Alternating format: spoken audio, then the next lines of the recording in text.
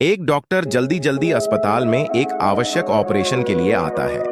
उसने अपने कपड़े कपड़े बदले और तुरंत ऑपरेशन ब्लॉक में चला गया। उसने देखा कि लड़के के पिता हॉल में चक्कर लगा रहे हैं। डॉक्टर को देखते ही लड़के के पिता भड़क हो उठे और डॉक्टर से बोले कि आपको आने में इतनी देर क्यों लगी? क्या आप जानते नहीं हो कि मेरे बेटे की जान खतरे में है? आपको आपकी जिम्मेदारी का एहसास है भी या नहीं? डॉक्टर ने मुस्कुराया और बोला कि माफ कीजिएगा, मैं अस्पताल में नहीं था, इसलिए मैं जल्दी हो सका आ गया।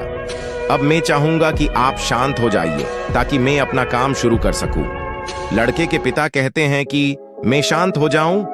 अगर ये तुम्हारा खुद का बेटा होता तो क्या तुम शांत हो जाते? अगर तुम्हारा बेटा अभी मर जाए तो तुम क्या करोगे? लड़के के पिता ने चिल्लाकर पूछा। डॉक्टर फिर मुस्कुराए और बोले कि मैं वही करूंगा जो बाइबल में लिखा हुआ है, हम मिट्टी से आते हैं और मिट्टी को लौट जाते हैं।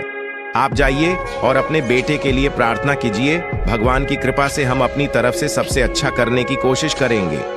उसके बाद लड़के का पिता बड़बड़ाया और बोले कि बहुत आसान होता है सलाह देना, जब खुद का कोई लेना देना नहीं होता है। कुछ घंटों के ऑपरेशन के बाद डॉक्टर खुश हुआ और ऑपरेशन थिएटर से बाहर निकला और बोले कि शुक्र है आपका बेटा बचा गया। और बिना पिता के कुछ कहने का इंतजार किए ही डॉक्टर वहां से बाहर चले गए। अगर आपके कुछ सवाल पूछने हैं तो नर्स से पूछ लीजिएगा।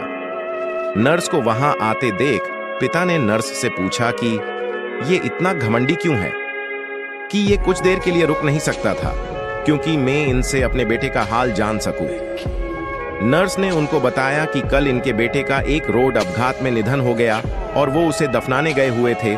जब हमने उन्हें आपके बेटे के ऑपरेशन के लिए उन्हें बुलाया भेजा, तब वो आपके बेटे का ऑपरेशन करने के लिए वहां से निकल आए। दोस्तों, इस कहानी से हमें यह सीखने को मिलता है कि हर परिस्थिति में शांत रहे ताकि आप अपने लिए बेहतर निर्णय ले सके, चाहे वो जिंदगी में हो या आपके व्यवसाय में हो।